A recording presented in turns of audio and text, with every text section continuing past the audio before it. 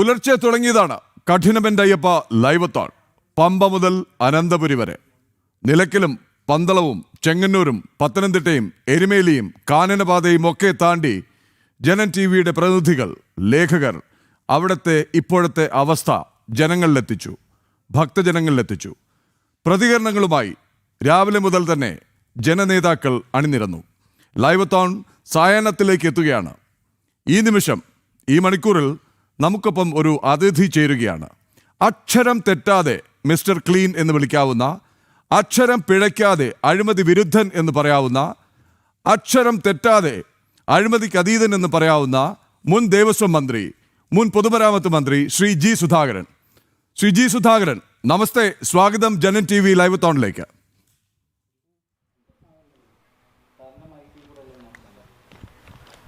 നമസ്തേ. നമസ്തേ sir, അങ്ങ് പേര് നോക്കണേ.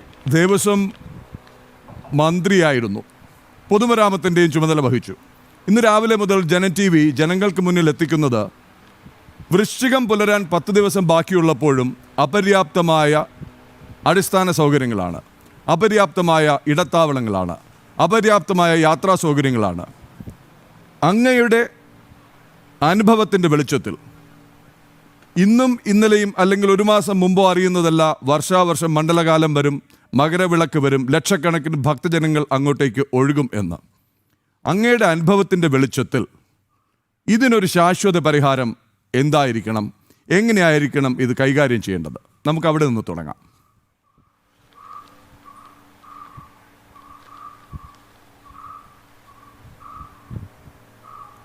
ഇപ്പോൾ ശബരിമലയിലെ കാര്യമാണല്ലോ അങ്ങ് അതെ, തീർച്ചയായിട്ടും പ്രത്യേകമായി ഊന്നൽ നൽകി സംസാരിക്കുന്നത്.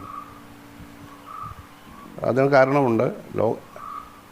ഇന്ത്യയിൽ തന്നെ ഏറ്റവും കൂടുതൽ ഭക്തജനങ്ങൾ ഒരു പ്രത്യേക സീസണിൽ വരുന്ന ഒരു ലോകപ്രശസ്തമായ ക്ഷേത്രമാണ് ശബരിമല ക്ഷേത്രം. ഏതാണ്ട് ഒരു വർഷം 12 മാസങ്ങൾ കൂടി എടുത്താൽ ഈ ശബരിമല സീസൺ വരുന്ന 70 മാസമാണ്. അതായത് നവംബർ 14 മുതൽ ജനുവരി 20 വരെയുള്ള 70 ദിവസങ്ങളിൽ അവിടെ ഭക്തന്മാർ വരും. ഏതാണ്ട് 3 കോടി ജനങ്ങൾ ഈ സീസണിലല്ല, അതിന് മുൻപുള്ള മാസങ്ങളിൽ നട തുറക്കുന്ന ദിവസം മുതൽ വരുമെന്നാണ് ഏകദേശം കണക്ക് കൂട്ടിയിട്ടുള്ളത്. പലരും പല കണക്കാണ് പറയുന്നത്. ഏതായാലും ദശലക്ഷക്കണക്കിന് ആളുകൾ വരുന്ന ഒരു മഹാക്ഷേത്രം, അത് വലിയ കാനനത്തിൻ്റെ നടുവിലാണ് ഇരിക്കുന്നത്. അവിടേക്ക് വേഗം പോകാൻ കാറോ അല്ലെങ്കിൽ ആധുനിക മോട്ടോർ വെഹിക്കിൾസ് ഒന്നും അവിടെ വേഗം പോവില്ല.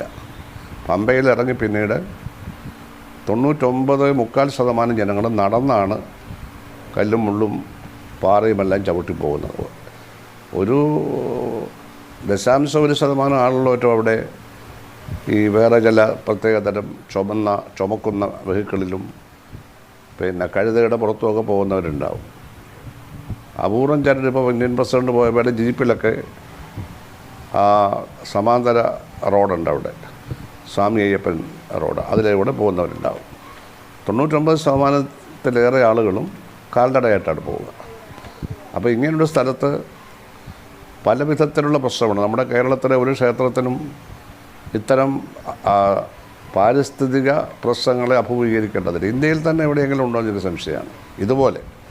അപ്പോൾ അതിനൊരുപാട് കാര്യങ്ങൾ ഒരേ സമയം തന്നെ മേൽനോട്ടം വഹിക്കണം. ഒരു കാര്യമല്ല, ആയിരക്കണക്കിന് വളണ്ടിയർമാരുടെയും നിരവധി പോളിസി മേക്കേഴ്സിൻ്റെയും അഡ്മിനിസ്ട്രേറ്റേഴ്സിൻ്റെ എല്ലാം ഏകോപിച്ചുള്ള പോലീസിൻ്റെ അടക്കം, ശുചീകരണ രംഗത്ത് പണിയെടുക്കുന്നവരുടെ അടക്കം, അവരുടെ എല്ലാം ഏകോപിച്ചുള്ള പ്രവർത്തനം കമ്പോട് കമ്പ് ചേർന്ന് നിന്നാലേ ഇത് വിജയിക്കുകയുള്ളൂ. എവിടെയെങ്കിലും ഒരു പിഴവ് പറ്റിയാൽ ആ പിഴവ് മൊത്തത്തിലുള്ള പിഴവായിട്ട് വ്യാഖ്യാനിക്കപ്പെടുന്ന സ്ഥിതിയാണ്. വിശേഷിച്ചത് ഈശ്വരഭക്തിയുമായി ബന്ധപ്പെട്ട കാര്യമാണ്. അയ്യപ്പൻ്റെ ഭക്തിയുമായി ബന്ധപ്പെട്ട പ്രശ്നമായതുകൊണ്ട് വളരെ സെൻസിറ്റീവാണ്.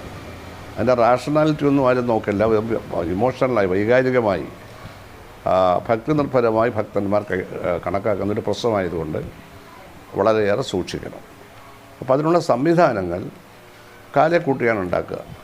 സ്ഥിരമായി ശബരിമലയുടെ നിലനിൽപ്പിന് വേണ്ടിയുള്ള വികസന പ്രവർത്തനങ്ങളും അറ്റകുറ്റപ്പണികളും അവിടെ മറ്റു മാസങ്ങളിൽ നടക്കും. പക്ഷേ ഈ സീസൺ തുടങ്ങുന്നത് നവംബർ 14 മുതൽ ജനുവരി 20 വരെയുള്ള 70 ദിവസം തുടങ്ങുന്നതിന് ഏതാനും മാസം മുമ്പ് തന്നെ ഇതിൻ്റെ തയ്യാറെടുപ്പ് ആരംഭിക്കും.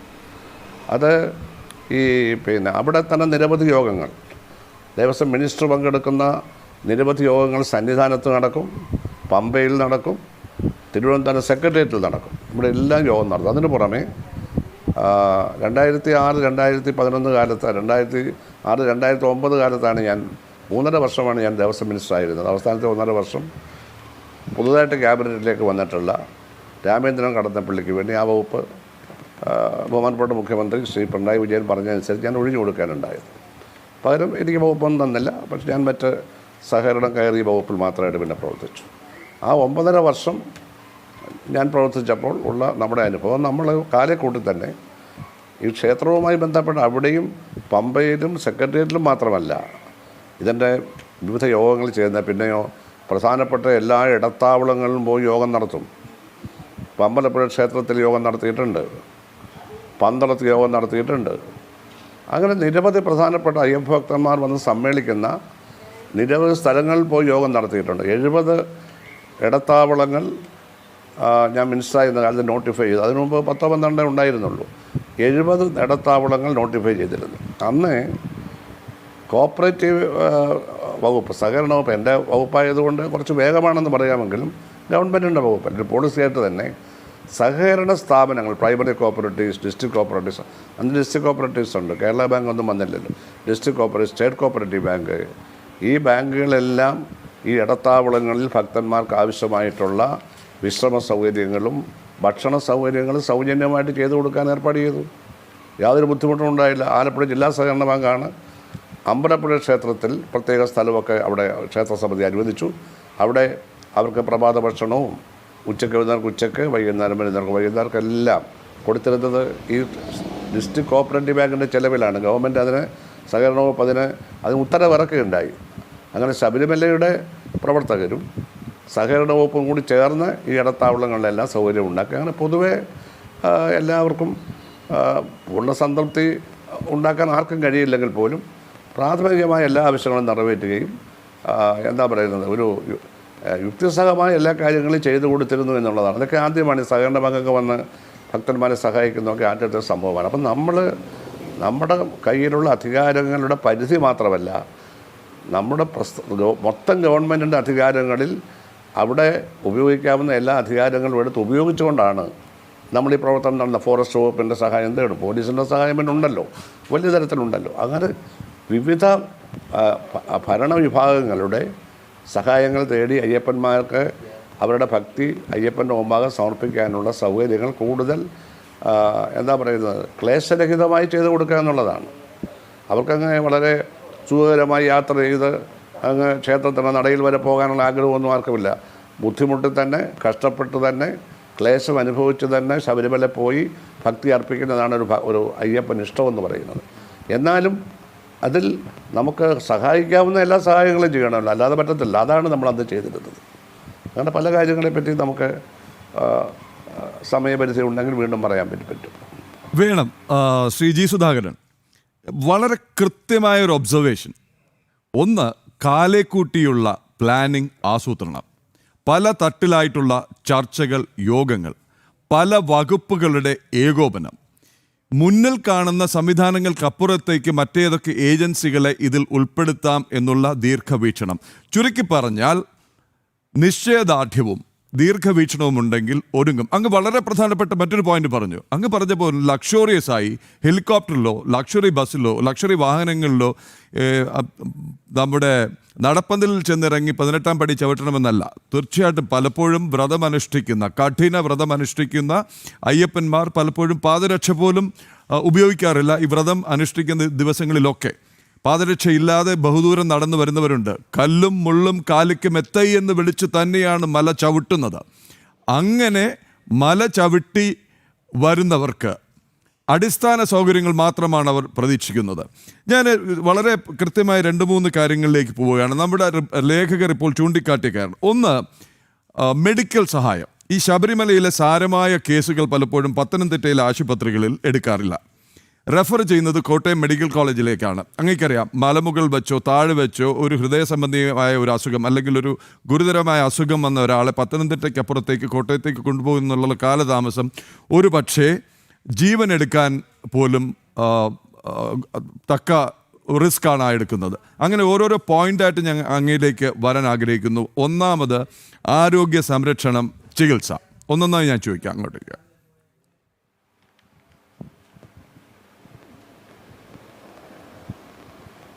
ആരോഗ്യ സംരക്ഷണത്തിന് സാധാരണഗതിയിലുള്ള ഒരു സംവിധാനം പണ്ടേ ഉണ്ട്.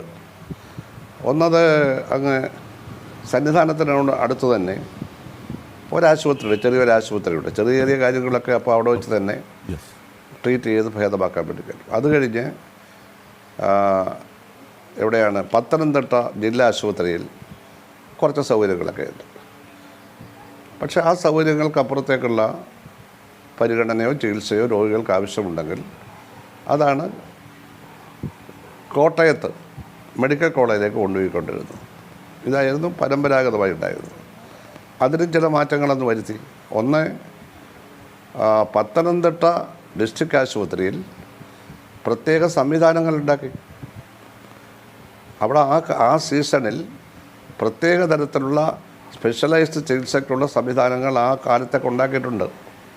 പ്രത്യേക ഡോക്ടർമാരെ റിക്രൂട്ട് ചെയ്തിട്ടുണ്ട് ആ കാലത്തേക്ക്. അങ്ങനെ അവിടെ ധാരാളം കേസുകൾ, സീരിയസ് ആയ കുറച്ച് കേസുകൾ പോലും കൈകാര്യം ചെയ്യാൻ വേണ്ടി കഴിയും. അതും കഴിയാത്തത് മാത്രമേ മെഡിക്കൽ കോളേജിലേക്ക് അയച്ചിട്ടുള്ളൂ. ഇതിനു പുറമെയാണ് മാതാ അമൃതാനന്ദമയി മഠം ഒരു വലിയ ബസ്സിനകത്ത്, ഒരു ലക്ഷറി ബസ്സിനകത്ത് ഈ ഹൃദയ സംബന്ധമായി വരുന്ന എല്ലാ പ്രശ്നങ്ങളും കോട്ടയത്തൊന്നും കൊണ്ടുപോകാതെ ആ വലിയ ലക്ഷറി ബസ്സിനകത്ത് തന്നെ അതിൻ്റെ എല്ലാ യന്ത്രോപകരണങ്ങളും ഘടിപ്പിച്ച് അതിനകത്ത് ചികിത്സ നടത്തിക്കൊണ്ടിരുന്നു. അവരവിടെ വന്ന് സഹായിച്ചിരുന്നു. പിന്നെ ആരോഗ്യ പ്രശ്നം പറയുകയാണെങ്കിൽ അവിടെ ഈ മലയുടെ മുകളിലെല്ലാം ഈ കോടിക്കണക്കിന് വരുന്ന ലക്ഷക്കണക്കിന് ഭക്തജനങ്ങൾ അവിടെയെല്ലാം ഈ മലമൂത്ര വിസർജനമൊക്കെ നടത്തുന്നു, വെളിയിലോട്ട് മാറി.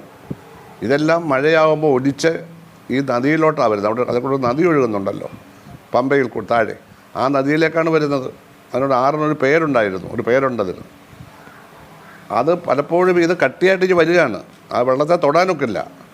അതിനൊരു പരിഹാരം ഉണ്ടാക്കി. ഇത് ഒരു ഇടയ്ക്ക് പമ്പയിൽ വരുന്നതിന് വളരെ മുമ്പ് തന്നെ ഒരു തടയിണ കെട്ടി ആ വെള്ളം തടഞ്ഞു നിർത്തിയിട്ട് നമ്മുടെ മിസ്റ്റർ കത്തായി ഉണ്ടല്ലോ, ഇൻഡസ്ട്രിയൽ വിദഗ്ധനായിട്ടുള്ള എറണാകുളത്തെ, അന്ന് അദ്ദേഹത്തിൻ്റെ പേര് ദുഷ്പേരൊന്നുമില്ല, പിന്നെയാണ് കുറച്ച് ദുഷ്പേരൊക്കെ വരിക, അദ്ദേഹത്തിൻ്റെ പേടിയൊക്കെ. അതിനെപ്പറ്റി എനിക്ക് അറിയത്തുമില്ല. അദ്ദേഹം വലിയ സഹായം ചെയ്തു. അത് അവരത് ഏറ്റെടുത്തു. അവിടെ തടയിണ കെട്ടി വെള്ളം അവിടെ നിർത്തിയിട്ട് അവിടെ നിന്ന് അവിടെ വലിയ ഒരു വളരെ വീതിയിലൊരു ചിറ പോലെ മേലുണ്ടാക്കി. ഇത് അവിടേക്ക് ഈ വെള്ളം പമ്പ് ചെയ്ത് വിടും, ഈ വരുന്ന വെള്ളം, ഈ അഴുക്ക് വെള്ളം. അവിടെ പ്രത്യേകതരം കെമിക്കൽസ് ഉപയോഗിച്ച് ഇത് വൃത്തിയാക്കി ഈ ഖനമുള്ളതെല്ലാം അടിയിലോട്ട് താഴ്ന്നിട്ട് ശുദ്ധജലമായിട്ട് ഇത് വേറൊരു പോണ്ടിലേക്ക് ഇറക്കി അവിടെ നിന്ന് ഇത് ആ നദിയിലേക്ക് തിരിച്ചൊഴുകി ഞങ്ങൾ അവിടെ പോയ വെള്ളം ഞങ്ങളെടുത്ത് കുടിച്ചിട്ടുണ്ട്, യാതൊരു പ്രശ്നവുമില്ല. പിന്നെ ഈ വലിയ ഈ പോണ്ടിനകത്തുള്ള ഇത് ഉണങ്ങിക്കഴിഞ്ഞാൽ പിന്നെ അതിന് ദുർഗന്ധമില്ല. കാരണം ഇതെല്ലാം തന്നെ അത് കട്ട് ചെയ്ത് വളമായിട്ട് കൊടുത്തയച്ചുകൊണ്ടിരുന്നു. ഇതൊക്കെ ആ കാലത്തുണ്ടായിരുന്നു. അങ്ങനെ നമുക്ക് മുമ്പ് ഉണ്ടായിരുന്നതിനേക്കാൾ കൂടുതൽ കാര്യങ്ങൾ ആലോചിച്ച് ചെയ്യാൻ പല കാര്യങ്ങളും കഴിഞ്ഞിരുന്നു എന്നുള്ളത് ഞാൻ പറയുകയാണ്. ആരോഗ്യപരമായ കാര്യങ്ങളിൽ വളരെ അത്യാഹിതങ്ങളൊന്നും ആ കാലത്ത് ഉണ്ടായിട്ടില്ല. പക്ഷേ സാധാരണഗതി പ്രായമായവരൊക്കെ ഈ പമ്പയിൽ നിന്ന് മുകളിലോട്ട് ഈ പാറയെല്ലാം ചവിട്ടി കയറുമ്പോഴേ കരിമലേക്ക് ചവിട്ടി കയറണമല്ലോ. അങ്ങനെ ചവിട്ടി കയറുമ്പോൾ സ്വാഭാവികമായിട്ട് ഹൃദയാഘാതമൊക്കെ ഉണ്ടാകും. ട്രോളിയിൽ എല്ലാവരും പോകണമെന്നില്ല, ഹൃദയാഘാതം ഉണ്ടാകും. ട്രോളിയിൽ പോകുന്നവർക്കും ഉണ്ടായിട്ടുണ്ട്. പ്രായത്തിൻ്റെ അനുസരിച്ചൊക്കെ ഇരിക്കും അത്.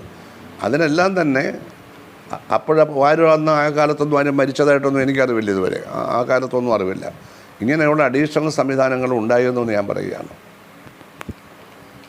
ശ്രീ സുധാകരൻ, നമ്മളൊന്ന് മറ്റേ ഇടത്താവളങ്ങളിലേക്ക് അങ്ങൊന്ന് മെൻഷൻ ചെയ്തു പോയിരുന്നു. എങ്കിലും ഇന്ന് രാവിലെ മുതൽ നമ്മുടെ റിപ്പോർട്ടർമാർ പല സ്ഥലങ്ങളിൽ നിന്ന് റിപ്പോർട്ട് ചെയ്തതിൽ എരുമേലിയിൽ സൗകര്യങ്ങൾ ഒന്നും ആയിട്ടില്ല. ചെങ്ങന്നൂരിൽ സൗകര്യങ്ങൾ അപര്യാപ്തമാണ്. അമ്പലപ്പുഴ ക്ഷേത്രത്തിലെ ഈ അങ്ങ് തന്നെ സൂചിപ്പിച്ച, അങ്ങ് നേരിട്ട് സന്ദർശിച്ചിട്ടുള്ള, അങ്ങ് അവലോകന യോഗങ്ങൾ നടത്തിയിട്ടുള്ള ഇടത്താവളങ്ങളിലൊന്നും സൗകര്യങ്ങൾ ഇപ്പോഴും ആയിട്ടില്ല. ഇന്നേക്ക് 10-ാം നാൾ, ഇന്നിതാ വൈകുന്നേരമായി 7-ാം തീയതിയാണ്. 16-ന് വൈകിട്ട് നട തുറക്കുന്നു, 17-ന് വൃശ്ചിക പുലരി. ഇനി എപ്പോഴാണ് ഇതൊക്കെ ചെയ്യുക എന്നുള്ളത് അറിയില്ല. പക്ഷേ ഇന്നത്തെ അവസ്ഥ നമ്മൾ ഗ്രൗണ്ട് റിയാലിറ്റി, ഗ്രൗണ്ട് റിപ്പോർട്ട് കാണിക്കുന്നത് അപര്യാപ്തമാണ്.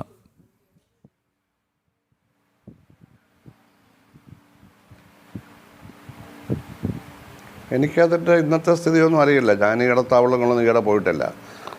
അന്നിവിടെ ഈ പിന്നെ നൂർനാട് കായംകുളത്തിന് കിഴക്ക് KP റോഡിൽ നിന്ന് ലേശം ഇടത്തോട്ട് വരുമ്പോൾ പന്തളത്തേക്ക് പോകുന്ന വഴിയാത്. അവിടെ വരുമ്പോൾ അവിടെ പടനിലം എന്ന് പറയുന്ന പ്രശസ്തമായ ഒരു ക്ഷേത്രമുണ്ട്. ക്ഷേത്രം വലുതായിട്ടൊന്നുമില്ല, ഓച്ചറ പോലെയാണ്. പക്ഷേ പഴയ പടനിലമായിരുന്നു അവിടെ. അവിടെയൊക്കെ വലിയ പ്രശസ്തമായിട്ടുള്ള ഇടത്താവളമായിട്ട് വന്നു. പിന്നെ ഓച്ചറ തന്നെ ഇടത്താവളമായി, അതിനു മുമ്പൊന്നും ഇടത്താവളം ഉണ്ടായിരുന്നില്ല. അപ്പോൾ അതെല്ലാം അവിടെയെല്ലാം പോയി പ്രധാന ഇടത്താവളങ്ങളിലെല്ലാം നമ്മൾ മീറ്റിംഗ് മിനിസ്റ്റർ തന്നെ നേരിട്ട് പോയി നടത്തും. അല്ലാത്തടത്തെല്ലാം ദേവസ്വം ബോർഡ് മെമ്പർമാരെ അയക്കും, ഉദ്യോഗസ്ഥന്മാരെ അയക്കും. അങ്ങനെ എല്ലായിടവും ഇത് ഏകദേശമൊക്കെ നടക്കുമെന്ന് ഉറപ്പുവരുത്താറുണ്ടായിരുന്നു. അത് ഇത്തവണ ഉണ്ടാകുമായിരിക്കും, എനിക്കറിയില്ല. ഞാൻ നേരിട്ട് ഈ സ്ഥലങ്ങളൊന്നും ഇപ്പോൾ എനിക്കറിയാത്തതുകൊണ്ട് എനിക്കതിൻ്റെ ഫാക്ച്വാലിറ്റി അറിയില്ല. നിങ്ങൾ മീഡിയ അല്ലേ, നിങ്ങൾക്ക് നോക്കാവുന്നതാണ്. ശരി, ഞാൻ മറ്റൊരു കാര്യത്തിലേക്ക് വരാം. ഇക്കാര്യം നേരിട്ട് ലൈവായി തത്സമയം തന്നെ പ്രേക്ഷകരിലേക്ക് എത്തിച്ചതാണ് ഞാൻ അങ്ങോട്ട് ചൂണ്ടിക്കാട്ടിയത്. ഇപ്പോഴത്തെ ചില പ്രശ്നങ്ങൾ പല ക്ഷേത്രങ്ങളിലും കണക്കില്ല. ഇന്ന് ഏറ്റവും ഒടുവിൽ പോലും മലബാർ ദേവസ്വത്തെക്കുറിച്ചൊരു വാർത്ത വന്നു. 60 പവന് കണക്കില്ല. അത് എക്സിക്യൂട്ടീവ് ഓഫീസർ പ്രതിസ്ഥാനത്ത് നിൽക്കുകയാണ്. അമൂല്യ വസ്തുക്കൾ പലയിടത്തുനിന്നും നഷ്ടപ്പെടുന്നു, അല്ലെങ്കിൽ എവിടെയുണ്ടെന്നറിയില്ല, എത്രയുണ്ടെന്നറിയില്ല. ശബരിമലയിൽ പോലും രക്ഷയില്ലാത്ത അവസ്ഥ. അങ്ങയുടെ കാലത്ത് ഒരു ശുദ്ധീകരണമുണ്ടായിരുന്നു, ഒരു ശുദ്ധികലശമുണ്ടായിരുന്നു. ദേവസ്വത്തിലും നടത്തിയിരുന്നു, ദേവസ്വം വകുപ്പിൽ നടത്തിയിരുന്നു, ദേവസ്വം ബോർഡിൽ നടത്തിയിരുന്നു, PWDയിൽ നടത്തിയിരുന്നു. PWDയിൽ അടക്കം അഴിമതി അനുവദിക്കില്ല എന്ന് പ്രഖ്യാപിച്ചു, നടത്തിക്കാട്ടി. അങ്ങനെ ഒരു ശുദ്ധീകരണത്തിന് കാലമായില്ലേ, സമയമായില്ലേ ശ്രീ സുധാകരൻ?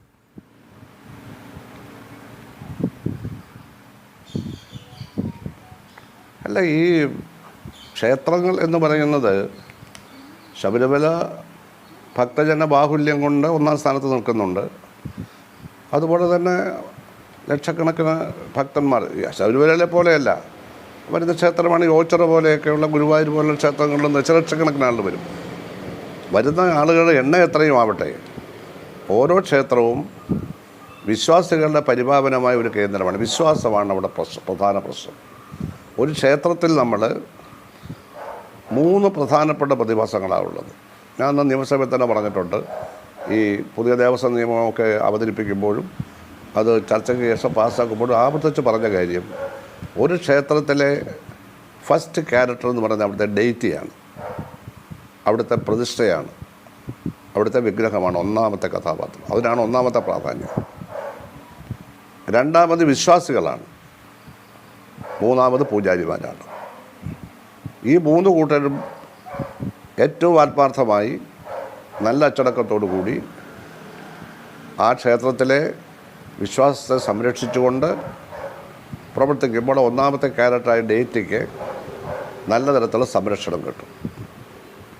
അപ്പോൾ പൂജാരിമാരോ അല്ലെങ്കിൽ ഭക്തജനങ്ങളോ ഇതിനെ ഗവൺമെൻറ് ക്ഷേത്രങ്ങളെയൊക്കെ ഭരണപരമായി നിയന്ത്രിക്കുന്ന, ഭക്തിപരമായിട്ട് നിയന്ത്രിക്കുന്ന വിവിധ ദേവസ്വം ബോർഡുകൾ, ഗുരുവായൂർ ദേവസ്വം കമ്മിറ്റി എന്നാണ് പറയുക, മാനേജിംഗ് കമ്മിറ്റി, ബാക്കിയെല്ലാം ദേവസ്വം ബോർഡുകളാണ്.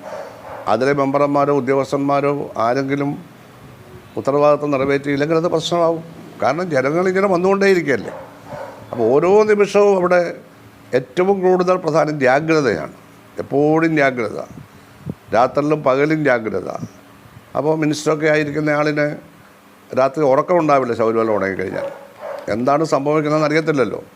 അപ്പോൾ രാത്രിയിലും പകലും എല്ലാം അവിടെ ധാരാളം പോവുകയും അവിടെ ശബരിമല സന്നിധാനത്ത് വെച്ച് തന്നെ നമ്മൾ ഈ മുഖ്യമന്ത്രി വന്ന് യോഗം നടത്തും. ശബരിമല സന്നിധാനത്തിൽ മുഖ്യമന്ത്രി VS-ഉം പിണറായി വിജയനും ഉമ്മൻചാണ്ടി അവിടെ യോഗം നടത്തിയിട്ടുണ്ട്. VS വന്നിട്ടുണ്ട് അവിടെ. ഞങ്ങളൊക്കെ അതിൽ പങ്കെടുക്കും. മിനിസ്റ്ററും ദേവസ്വം ബോർഡ് മെമ്പർമാരും എല്ലാവരും പങ്കെടുക്കും. പിന്നെ സെക്രട്ടേറിയറ്റ് വെച്ച് നടത്താറുണ്ട്. അപ്പം മുഖ്യമന്ത്രി, ദേവസ്വം മന്ത്രി, പിന്നെ മറ്റു മന്ത്രിമാരും അതിനകത്ത് വരും. അപ്പോൾ സ്വാഭാവികമായിട്ടും മുഖ്യമന്ത്രി ആഭ്യന്തരമന്ത്രി ആയതുകൊണ്ട് പോലീസിൻ്റെ കാര്യവും മുഖ്യമന്ത്രിക്ക് ഉത്തരവാദിത്വമുണ്ട്. റവന്യൂ മന്ത്രി വരാറുണ്ട് അവിടെ, സിവിൽ സപ്ലൈസ് മന്ത്രി വരാറുണ്ട് അവിടെ. സിവിൽ സപ്ലൈസ് വില കുറച്ച് അരിയൊക്കെ അവിടെ കൊടുക്കാൻ വേണ്ടി വരുന്ന ഭക്തന്മാർക്ക് ഒരു പക്ഷേ അവർ ഈ കെട്ടിനകത്തത് നിറച്ച് കൊണ്ടുവരാൻ കഴിയാത്തവർക്ക് അവിടെ നിന്ന് വില കുറച്ച് അരി കൊടുത്തിട്ടാ.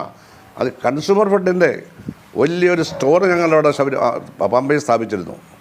സാധനം വില കുറച്ച്. ഞാനിപ്പോഴാണ് പറഞ്ഞു, ഞാൻ മിനിസ്റ്ററായിരുന്നല്ലോ സഹകരണ വകുപ്പിൻ്റെ. ഏറ്റവും വില കുറച്ച് പമ്പയിൽ ഈ സാധനങ്ങളെല്ലാം കൊടുത്തവർക്ക് വില കുറച്ച് വെച്ചാൽ സാധാരണ തന്നെ മറ്റു സ്ഥലങ്ങളേക്കാൾ കൺസ്യൂമർ വണ്ടി ഞങ്ങൾ വില കുറച്ചാകും, അതിലും വില കുറച്ച് ഞങ്ങൾ ചെയ്യാവുന്നത് മുഴുവൻ ചെയ്തിരുന്നു. എന്തെല്ലാം നമുക്ക് ചെയ്യാൻ പറ്റുമോ അതെല്ലാം ചെയ്തിരുന്നു എന്നുള്ളതാണ്. അങ്ങനെ ചെയ്താൽ മാത്രമേ അതിൻ്റെ ടോട്ടാലിറ്റി വരികയുള്ളൂ. അപ്പോൾ അത് കാരണം കംപ്ലയിൻറ്റ് കുറച്ച് കുറവായിരുന്നു. ഗവൺമെൻറ്റിന് ഏറ്റവും സഹായകരമായി ഗവൺമെൻറ് ശല്യമൊന്നും ഉണ്ടായില്ല. അതാണ് ആ 3-3.5 വർഷത്തെ അനുഭവം. ഒരു തരത്തിലും ഗവൺമെൻറ്റിന് ഒരു ബുദ്ധിമുട്ടുണ്ടാകാത്ത തരത്തിലാണ്. ആ തരത്തിൽ നമ്മൾ എപ്പോഴും പ്രവർത്തിക്കണം. അത് പ്രവർത്തിക്കേണ്ട ഉത്തരവാദിത്വം നമുക്കുണ്ടല്ലോ. നമ്മളതിനാണല്ലോ മന്ത്രിയാവുന്നത്, ഉദ്യോഗസ്ഥന്മാരാവുന്നതിൻ്റെ ചുമതലക്കാർ. ആ ചുമതല എന്താണോ ആ ചുമതല നമ്മളെല്ലാവരും നിർവഹിക്കണം. മന്ത്രിയായാലും ഉദ്യോഗസ്ഥന്മാരായാലും ബോർഡായാലും അത് നമ്മൾ ചെയ്തേ പറ്റുള്ളൂ. പിന്നെ ഈ കണക്കിൻ്റെ കാര്യം പറഞ്ഞു, അത് വളരെ ഗൗരവതരമായൊരു കാര്യമാണ്. ഇന്നും ഇന്നലെ തുടങ്ങിയതല്ല. ദേവസ്വത്തിൻ്റെ സ്വത്തുക്കൾ അടിച്ചു മാറ്റുന്ന രീതി ദേവസ്വം തുടങ്ങിയ കാലം മുതലേ ഉണ്ടാകുന്ന 10,000 വർഷം പുറന്നോട്ട് പോകണം. ഞാൻ ദേവസ്വം മന്ത്രിയായിരുന്നപ്പോൾ ഇന്ത്യയിലെ എല്ലാ ദേവസ്വം ബോർഡുകളുടെയും ഭരണഘടന ഞാൻ എടുത്തു. കേരളത്തിൽ ഞാൻ മിനിസ്റ്ററായപ്പോഴാണ് പട്ടികജാതിക്കാർക്ക് സംവരണം കൊണ്ടുവന്ന ഒരു സീറ്റ് തിരുവിതാംകൂറിൽ. മലബാർ ദേവസ്വം ബോർഡിലൊരു ജാതിക്ക് പട്ടിക വർഗത്തിന് 2 സീറ്റ് സംവരണം ചെയ്തു വന്ന്. മലബാർ ദേവസ്വം ബോർഡ് 2 സ്ത്രീകളെ സംവരണം ചെയ്തു. തിരുവിതാംകൂർ ദേവസ്വം ബോർഡ് ഒരു സ്ത്രീയെ സംവരണം ചെയ്തു. ഇതൊക്കെ അന്ന് വന്നതാണ്. പക്ഷേ ആന്ധ്രയിലെ ദേവസ്വം ബോർഡുകളിലൊക്കെ അന്ന് പട്ടികജാതി സംവരണം ഉണ്ടായിരുന്നു. ഞാനിത് നോക്കുമ്പോഴറിയാം. ഇവിടെ ഇല്ലായിരുന്നു. 2006 ശേഷമാണ് ഈ പുതിയ നിയമം ഞാൻ നിയമസഭയിൽ പാസ്സാക്കി ട്രാവൻകൂർ ദേവസ്വം അമെൻമെൻറ്റ് ബില്ല് കൊണ്ടുവന്ന് 3 മെമ്പർമാരെ അവിടെ വെച്ചുള്ളൂ. കാരണം രാജാവിൻ്റെ കാലത്ത് ഒപ്പിട്ട കവനൻ്റ് ആയതുകൊണ്ട് കൂടുതൽ മെമ്പർമാരെ വെച്ചാൽ ചിലപ്പോൾ വല്ല കോടതിയിലും അറിയാതെ കോടതി മനസ്സിലാക്കാതെ വല്ലതും സ്റ്റേ വല്ലതും ചെയ്താൽ ഈ നിയമമൊന്നും പാസ്സാവില്ല. പക്ഷേ ജസ്റ്റിസ് വി ആർ കൃഷ്ണയ്യരും പിന്നെ നമ്മുടെ സുപ്രീം കോടതിയിൽ നിന്ന് റിട്ടയർ ചെയ്ത ദേവസ്വം കാര്യങ്ങളിൽ വലിയ വിദഗ്ധനായിരുന്ന വളരെ മഹാനായ ഒരു ജഡ്ജി ഉണ്ടായിരുന്നു കൊച്ചിയിൽ, പരാശരൻ. ജസ്റ്റ് അദ്ദേഹത്തിൻ്റെ പേരെൻ്റെ നാക്കിലിരിക്കുന്നു. അദ്ദേഹമൊക്കെ എന്നെ ഭയങ്കരമായിട്ട് സപ്പോർട്ട് ചെയ്തു. സതീശൻ എന്നല്ല, അതുപോലെ വരും പേര്, അത് തന്നെ, അദ്ദേഹം തന്നെ, നിങ്ങൾ ഉദ്ദേശിക്കുന്ന ആൾ തന്നെ. അപ്പോൾ അദ്ദേഹമൊക്കെ ഒരുപാട് സപ്പോർട്ട് ചെയ്തു, എപ്പോഴും പ്രോത്സാഹിപ്പിച്ചിരുന്നു. ഈ പരിഷ്കാരങ്ങളിൽ നിന്ന് പുറന്നോട്ട് പോകരുത്. ഇപ്പോൾ സുധാകരൻ തുടങ്ങിയത് സുധാകരന് തന്നെ മാത്രമേ പൂർത്തിയാക്കാൻ കഴിയുള്ളൂ. ഇനി ഒരാൾക്ക് വേണ്ടി മാറ്റിവെച്ചാൽ നടക്കത്തില്ല. അങ്ങനെ വലിയ പിന്തുണയാണ് ലീഗൽ സൈഡിൽ നിന്നും ഭക്തന്മാരുടെ കയ്യിൽ, പക്ഷേ സ്ത്രീകളുടെ ഭാഗത്തു നിന്നും ഉണ്ടായത്. അപ്പോൾ അങ്ങനെ ഈ പണം തട്ടിപ്പ് നടത്തുന്ന രീതി ഇതിൽ ഇൻഹറൻ്റായ ഒരു വീക്ക്നെസ്സാണ്. കാരണം പണം എവിടെ ഉണ്ടോ അവിടെ മോഷണം നടക്കും, സ്വർണ്ണം എവിടെയുണ്ടോ അവിടെ മോഷണം നടക്കും. സമ്പത്തിൻ്റെ ഒരു പ്രത്യേകത. എല്ലാവരും മോഷ്ടിക്കുമെന്നല്ല, ആരെങ്കിലും ഇത് ചെയ്യും. ഞാൻ ദേവസ്വം മന്ത്രിയായപ്പോൾ ശബരിമലയിൽ എന്ത് കയ്യും കണക്കും ഒന്നുമില്ല. ഞാൻ അവിടെ ആദ്യകാലത്ത് പോകുമ്പോൾ എന്താ കാണുന്നത്? വലിയ ചാക്കുകൾ നിറച്ച് മിനിറ്റിനാണ് ചാക്കുകൾ നിറച്ച് പണം നിറയുന്ന ചാക്കുകൾ അകത്തോടെ എങ്ങോട്ടാണ് കൊണ്ടുപോകണമെന്ന് ആർക്കും അറിയില്ല, ആരും അന്വേഷിക്കുന്നില്ല. ഒരു ദേവസ്വം ബോർഡ് മെമ്പർ നോക്കുന്നില്ല എങ്ങോട്ടാണ് കൊണ്ടുപോകണമെന്ന്. പിന്നെ അന്വേഷിച്ചപ്പോഴാണ് മനസ്സിലാക്കി ഈ പണം മുഴുവൻ ഖജനാവിലേക്ക് വരുത്തില്ല ദേവസ്വം ബോർഡിൻ്റെ. കാരണം ഇത് ദേവസ്വം ബോർഡിൻ്റെ ഖജനാവിലേക്കാണ് വരുന്നത്. ഓരോ ക്ഷേത്രത്തിനും ഖജനാവ് സ്വന്തമായിട്ടില്ല. ഗവൺമെൻറ് കൺട്രോളിലുള്ള ദേവസ്വം ബോർഡുകളിലേക്കാണ് അതിൻ്റെ കീഴിലുള്ള വരുമാനം മുഴുവൻ വരുന്നത്. ആ വരുമാനം കൊണ്ട് എന്താ പറയുക, ആ പണം തരുന്ന ദേവസ്വത്തെയും സംരക്ഷിക്കും. ശബരിമലയൊക്കെ മിച്ച പണം വരുന്നതുകൊണ്ട് പണമില്ലാത്ത ദേവസ്വങ്ങളെയും സംരക്ഷിക്കുന്നത് അങ്ങനെയാണ്. ഇത് പകുതി കൂടുതലും കൊണ്ടുപോവുകയാണ്. എന്തെല്ലാമാണ് ഉണ്ടായിട്ടുള്ളത് അവിടെ. ഞാൻ ക്യാമ്പ് ചെയ്യുന്ന ഒരു ദിവസമാണ് ഒരു ഉച്ചയ്ക്ക് മുമ്പ് കേരളീയരായ ദമ്പതികൾ വിദേശത്ത് പോയി ജോലി ചെയ്തവരാണ്. അവർ വന്നു, ഒരു 10 പവൻ്റെയോ 15 പവൻ്റെയോ മാല അവരവിടെ സമർപ്പിച്ചു. വൈകുന്നേരം ഈ മാല കാണാനില്ല, വലിയ പ്രശ്നമായി. അപ്പോൾ ഞാൻ ആ പ്രദേശത്തുണ്ട്, നമ്മളെ അറിയിച്ചു, പോലീസിനെ ഞങ്ങൾ വിളിച്ചു അവസാനം അവരെ നമ്മുടെ അമ്പലപ്പുഴയിൽ നിന്ന് എന്താ പറയുന്നത്, ഇവർ പോവുമല്ലോ പേട്ട തുള്ളിൽ ചെന്ന് കയറുന്ന ക്യാമ്പ് ചെയ്യുന്ന എരുമേലിയില്ലേ, എരുമേലി ക്ഷേത്രത്തിൽ ഒരു ലോഡ്ജിൽ ഇത് മോഷ്ടിച്ചവൻ കിടക്കുകയാണ്. രാത്രി അവനെ പിടിച്ചു. അവൻ മാവണക്കെണ്ണ കുടിച്ചിട്ട് കിടക്കുകയാണ്. കാരണം രാവിലെ ഇത് അവൻ്റെ മോഷൻ്റെ കൂടെ വെളി വരും. പോലീസ് പിടിച്ചു. അത് ആ സമയം വരെ കാത്തു. അവൻ്റെ മോഷൻ പോയി, അത് കിട്ടി, അവൻ കഴുകി വൃത്തിയാക്കി തിരിച്ചു കൊടുത്തു. അതുപോലെ അന്ന് 2000 രൂപ നോട്ട് വിലയുണ്ട്. 1000, 2000, 500 രൂപയുടെ നോട്ടുകൾ വളരെ വളരെ ചെറുതായിട്ട് മടക്കി പ്ലാസ്റ്റിക് കൊണ്ട് കവർ ചെയ്ത് കുടിച്ചിട്ട് ആവണക്കെണ്ണ കുടിക്കും. രാവിലെ വരും, അതവർ ഉണക്കിയെടുക്കും. അങ്ങനെ ഒത്തിരി പേരെ പിടിച്ചു അവിടുന്ന്. ഇതോടുകൂടി ഈ പ്രാക്ടീസ് എല്ലാം അവസാനിച്ചു.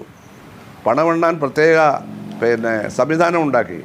പണമെണ്ണാൻ കയറുമ്പോഴും എണ്ണി വരുമ്പോഴും അവരെ സ്കാൻ ചെയ്യുന്ന രീതി കൊണ്ടുവന്നു. ഞാനത് മനസ്സിലാക്കിയത് തിരുവൈരാണിക്കുളം എന്നൊരു ക്ഷേത്രമുണ്ട് ഇവിടെ എറണാകുളത്ത്. അത് ഒരു 3-4 കിലോമീറ്റർ ദൂരം ചെല്ലുമ്പോഴേ അവിടേക്ക് ആളുകൾ ക്യൂ ആയി നിൽക്കാനുള്ള ഈ എന്താ പറയുന്നത്, ഈ രണ്ട് സൈഡിൽ നമ്മൾ കെട്ടിയുണ്ടാക്കുന്ന എന്താ പറയുക ക്യൂവിനുള്ള വരിയുണ്ടായിരുന്നു. അകത്ത് ചെന്നപ്പോൾ എന്താ കാണുക, 1000-ഓളം പേര് ഇരിക്കാവുന്ന വലിയൊരു ഹാളിൽ അപ്പോഴപ്പോൾ കിട്ടുന്ന പണം എണ്ണിക്കൊണ്ടിരിക്കുകയാണ്. മുസ്ലിം സ്ത്രീകൾ വരെയുണ്ട്. തട്ടമിട്ട മുസ്ലിംസ് അവിടെ അതിനൊരു പ്രശ്നമില്ല. അമ്പലത്തിന് വെളിയിലാണ്.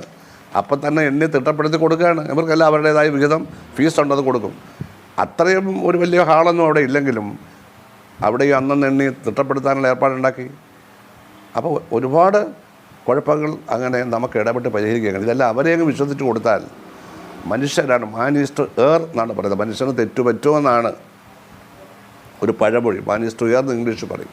തെറ്റുപറ്റും.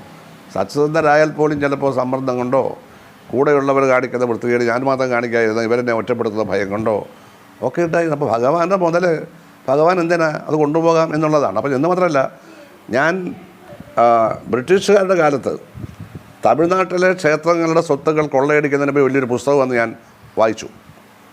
ആയിരക്കണക്കിനൊക്കെ സ്ഥലങ്ങളുണ്ട് ചില ക്ഷേത്രങ്ങൾക്ക്, തെങ്ങും ഒക്കെ നിൽക്കുകയാണ്. ഇതിലെ തേങ്ങായും വരുമാനത്തിനൊന്നും കണക്കൊന്നുമില്ല, ഓരോരുത്തർ കൊണ്ടുപോവുകയാണ്. ആ പുസ്തകത്തിലൊരു ഒരു വാചകമുണ്ടായിരുന്നു. ഒരു ഭക്തൻ ക്ഷേത്രത്തിലേക്ക് പൂജയിലേക്ക്, അതായത് വിഗ്രഹത്തെ തൊഴാൻ വേണ്ടി വരുമ്പോൾ അവിടെ നിൽക്കുന്ന ഈ ഈ ക്ഷേത്രത്തിനകത്ത് നമ്മുടെ വിഗ്രഹത്തെ പരിപാലിക്കുന്നവരുണ്ടല്ലോ, അവർ നോക്കുന്ന അയാളുടെ മുഖത്തോട്ടല്ല, അയാളുടെ കഴുത്തലോട്ടാണ്. അയാളുടെ കഴുത്തിൽ സ്വർണ്ണമാലയുണ്ടോയെന്നാണ് നോക്കുന്നത്. അത് വരുമാനമാണ് നോക്കുന്നത്, അല്ലാതെ ആ വരുന്ന ഭക്തൻ്റെ ഭക്തിയല്ല നോക്കുന്നത്. ഇത്രമാത്രം ഭക്തിയെ അതിൻ്റെ ധാർമ്മികമായിട്ടുള്ള ആ ഒരു പരിധിയിൽ നിന്ന് മാറ്റി ഭൗതികമായിട്ടുള്ള, നാണമില്ലാത്ത ഭൗതികമായിട്ടുള്ള ചോദനയ്ക്ക് വേണ്ടി അടിയറ വെച്ച ഒരു കാലത്താണ് നമ്മുടെ മിനിസ്റ്ററായി വരുന്നത്. അത് ഒരുപാട് ക്ഷേത്രങ്ങളിലുണ്ടായിരുന്നു, ചിലയിടത്ത് ഉണ്ടായിരുന്നില്ല, നല്ലവരുള്ളിടത്ത് ഉണ്ടായിരുന്നില്ല. അപ്പോൾ ഈ പ്രതിഭാസം നമ്മൾ സൂക്ഷിച്ചില്ലെങ്കിൽ അത് വീണ്ടും വീണ്ടും വരും. കാരണം പണമാണ് വന്ന് മറിയുന്നത്, കോടികളാണ് വന്ന് മറിയുന്നത്. ശബരിമലയിൽ സ്വർണ്ണമൊക്കെ കൊണ്ടുവന്ന് ആളുകൾ കാണിക്ക വെച്ചിട്ട് പോവുകയാണ്. ഞാൻ പറഞ്ഞില്ലേ, ഈ 2000 രൂപ മടക്കി പ്ലാസ്റ്റിക് ചെറിയതിനകത്ത് വെച്ചിട്ട് വിഴുകുന്ന കാര്യം പറഞ്ഞല്ലോ. നമ്മളായിരുന്നു ചിന്തിച്ചിട്ടുണ്ടോ ഇങ്ങനെയൊക്കെ ചെയ്യുമെന്ന്? എന്നിട്ട് മോഷൻ്റെ കൂടെ ഇത് വരുന്നത് കാത്ത് ഏതെങ്കിലും ലോഡ്ജിൽ പോയി കിടക്കുക. എന്നിട്ട് അതൊക്കെ പോലീസ് പിടിച്ചു. സ്വർണ്ണം മാല വിഴുകി. ഇതുപോലെ തന്നെ ആവണക്കണ്ണ കുടിക്കുമ്പോൾ സ്മൂത്ത്നെസ് വരുമല്ലോ, ഇതങ്ങ് പോവും അങ്ങോട്ട്. ഇതെന്തും കാണിക്കും, എന്തും കാണിക്കും. അത് നമ്മൾ മനസ്സിലാക്കണം. ഭക്തി കൊണ്ട് മാത്രമല്ല എല്ലാവരും വരുന്നത്, പലതരത്തിലുള്ള ചിന്താഗതിയോടുകൂടി വരുന്ന ആൾക്കാരുണ്ട്. ഭക്തി കൊണ്ട് വരുന്നവരാണ് 99% സാധുക്കളായിട്ടുള്ള മനുഷ്യർ, സ്ത്രീകളും പുരുഷന്മാരും. അവർ 41 ദിവസത്തെ വ്രതവും അനുഷ്ഠിക്കാൻ നിറച്ച് മീനും ഒന്നും കഴിക്കാതെ വളരെ ശുദ്ധിയായി, നമ്മുടെ സങ്കല്പം ശുദ്ധിയായി അവർ മല ചവിട്ടി വരുന്നു. പണ്ടൊക്കെ എന്ന് പറഞ്ഞാൽ ഒരു വളരെ ദൂരെ നിന്നാണ് നടന്നു പോകണമായിരുന്നു. ഇപ്പം പമ്പ വരെ നടന്നു പോകണ്ട, അവിടെ വാഹനങ്ങളൊക്കെ വരും. അത് കഴിഞ്ഞ് നടന്നു തന്നെ പോകണം. ഇപ്പം പ്രസിഡന്റ് വന്നപ്പോൾ അവരെ ഏതോ ജീപ്പിൽ കയറി പോയെന്നാണ് പറയുന്നത്. ശാരീരിക പ്രശ്നം ഉണ്ടായിരിക്കും. പക്ഷേ ഇന്ത്യൻ പ്രസിഡന്റാണ്, എല്ലാ ബഹുമാനത്തോടുകൂടും പറയട്ടെ, അവർ ആ മല ചവിട്ടി കയറിയിരുന്നെങ്കിലും അതിൻ്റെ ഇമ്പാക്റ്റ് എന്തായിരുന്നു? ആരോഗ്യ പ്രശ്നം ഉണ്ടെങ്കിൽ ഞാനത് പ്രസ് ചെയ്യുന്നില്ല. അവർക്ക് ജീപ്പിൽ പോകാം.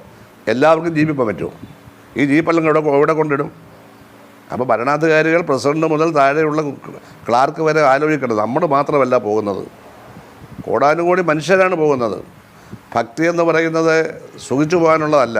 ശരി, ശബരിമലയിൽ ക്ലേശിച്ച് തന്നെ പോകണം. ഞാൻ കുട്ടിക്കാലത്ത് ഈ ശബരിമലയിൽ പോകുന്നവരെ സ്കൂളിലൊക്കെ പഠിക്കുമ്പോൾ, ഒരു 5ാം ക്ലാസ് 6ാം ക്ലാസ്സിലൊക്കെ പഠിക്കുമ്പോൾ ഈ ശബരിമലയിൽ പോകുന്ന ഒരു ഉത്സവമാണ്. ആ വീട്ടിൽ നിന്ന് എല്ലാവർക്കും ശബരിമലയിൽ പോകുന്ന ആളുകൾ വലിയ കഥാപാത്രങ്ങളാണ്. അവർ മാലയൊക്കെ ഇട്ടിട്ട് വരുന്നത്. എനിക്കൊന്നും കുട്ടിക്കാലത്തൊന്നും പോകാൻ പറ്റിയിട്ടില്ല. അപ്പോൾ ആഴിയൊക്കെ കൂട്ടി അതിന് മേളിൽ കൂടെ നടന്ന് തേങ്ങയൊക്കെ അതിലേക്ക് വലിച്ചെറിഞ്ഞ്, ആ വലിച്ചെറിഞ്ഞ രാവിലെ ഈ തീയെല്ലാം അണയുമ്പോൾ അതെടുത്ത് കഴിക്കാൻ വേണ്ടിയാണ് ഞങ്ങളൊക്കെ നിൽക്കുന്നത്. നല്ല ടേസ്റ്റ് ആ സമയത്ത്, വെളിച്ചെണ്ണയെല്ലാം കൂടെ ഇറങ്ങി. എന്നിട്ട് ഇവരുടെ കൂടെ അവിടുന്ന്, ഇപ്പോൾ എൻ്റെ വീട് താമരക്കുളം, അവിടുന്ന് ഞങ്ങൾ ചാരുമൂട്ടി വരെ നടന്നു പോകും. അവിടുന്ന് ഒരു 5 കിലോമീറ്റർ നടന്ന് അവരെ എവിടെ കൊണ്ടുപോയി ബസ്സൊക്കെ കുറവാണ്, ബസ്സിൽ കയറ്റി വിടും പന്തളത്തിറങ്ങാൻ. പന്തളത്തുനിന്ന് നടന്നു പോകുന്നവരുണ്ടെന്ന്, പന്തളത്തുനിന്ന് നടന്നു പോകുന്നത്, വീട്ടിൽ നിന്ന് നടന്നു പോകുന്നവരുണ്ടല്ലോ അന്ന്. ഇവർ തിരിച്ചു വരുമോ എന്നുള്ള പേടിയാണ്. കാരണം കടുവയും പുലിയൊക്കെ ഉണ്ടെന്നാണ് പറയുന്നത്. തിരിച്ചു വരുമ്പോൾ ശ്വാസമില്ല ആർക്കും വീട്ടിൽ. ഇവർ അപ്പോൾ അയ്യപ്പൻ കാത്തുകൊള്ളൂ എന്നുള്ള വിശ്വാസമാണ്. മിക്കവാറും എല്ലാവരും തിരിച്ചു വന്നിട്ടുണ്ട്. ഞങ്ങളുടെ ഭാഗത്തൊന്നും ആരെയും പുലിയും കടുവയൊന്നും പിടിച്ചിട്ടില്ല. തിരിച്ചു വരുമ്പോൾ അവരവിടുത്തെ ഒത്തിരി അവിടെ നിന്നുള്ള പലഹാരങ്ങൾ, ചെറിയ ഉണ്ണിയപ്പങ്ങളും പിന്നെ പിന്നെ മലരും പിന്നെ നേദിച്ച തേങ്ങയും നല്ല വെളിച്ചെണ്ണയൊക്കെ ടേസ്റ്റുള്ള ഉണങ്ങിയ തേങ്ങ വറുത്തിട്ടതും മുന്തിരിക്ക ഇതെല്ലാം കൂടെ കൊണ്ടുവരും. അതൊക്കെ കാത്തിങ്ങനെ ഇരിക്കുന്ന അതൊരു വലിയ സംഭവമായിരുന്നു. അല്ല ഇപ്പോൾ ടാക്സി അല്ലെങ്കിൽ അല്ല, അല്ല കാറിലെങ്കിൽ അല്ല, സ്വന്തം കാറിലെങ്കിൽ അല്ല.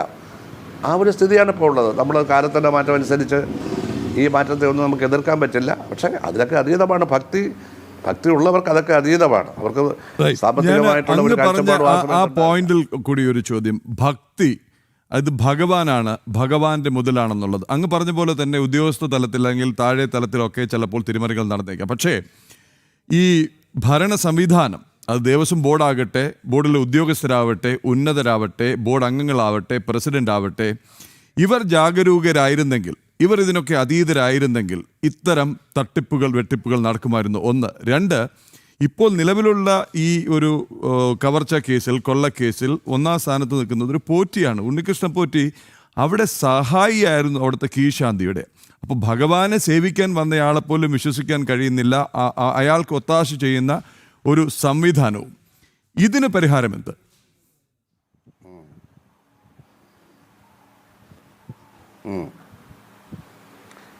അയ്യപ്പന് പോറ്റിയും പിന്നെ തമ്പുരാനും തിരുമേനിയും കീഴ്ജാതിക്കാരൻ. അയ്യപ്പൻ എല്ലാവരും ഒരുപോലാണ്. അയ്യപ്പ എന്നാണല്ലോ എല്ലാവരും വിളിക്കുന്നത്.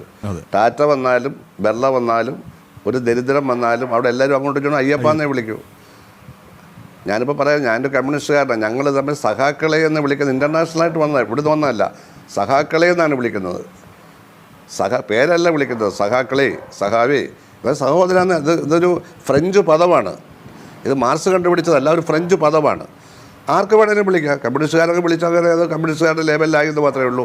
ആർക്ക് വേണമെങ്കിലും വിളിക്കാം. എന്ന് പറഞ്ഞ പോലെ എല്ലാവരും അയ്യപ്പ അയ്യപ്പ എന്നാണ് വിളിക്കുന്നത്, പേരല്ല വിളിക്കുന്നത്.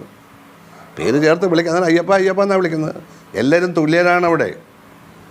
എല്ലാവരും തുല്യരായിടത്ത് അത്ര മഹത്തായിട്ടുള്ള ഒരു സങ്കല്പമാണ് അവിടെ. ഒരു നമ്മുടെ സോഷ്യലിസം എന്നൊക്കെ പറയുന്നത് അതൊരു സാമ്പത്തിക സംവിധാനം മാത്രമല്ല, അതൊരു തുല്യതയുടെ, ഈക്വാലിറ്റിയുടെ അതിഗംഭീരമായ ഒരു സങ്കല്പമാണത്. അത് ഭക്തിയിൽ ആ സങ്കല്പം ഇവിടെ ശബരിമലയിൽ പൂണിയാണ്. കാരണം എല്ലാവരും ഒരുപോലെ. അവിടെ സാമ്പത്തികമായിട്ടുള്ള പിന്നെ ഉച്ചനീചത്വങ്ങൾക്കൊന്നും യാതൊരു സ്ഥാനവുമില്ല എന്നുള്ളതാണ് സങ്കല്പം. പക്ഷേ കാലം മാറിയപ്പോൾ സമ്പന്നർക്ക് അവിടെ എന്തെങ്കിലും പ്രത്യേക പ്രാധാന്യം കിട്ടുന്നുണ്ടോ, ഈ കാര്യങ്ങളെ പറ്റിയൊന്നും ഇപ്പോൾ എനിക്ക് പറയാൻ കഴിയില്ല. ഏതായാലും ശരി, ഈ പണം സൂക്ഷിക്കേണ്ടവർ സൂക്ഷിച്ചാൽ ഒന്നും സംഭവിക്കില്ല. ഒന്നും സംഭവിക്കില്ല. കാവൽക്കാരനറിയാതെ ഒന്നും സംഭവിക്കില്ല. ഇതെല്ലാം കാവൽക്കാരാണ്.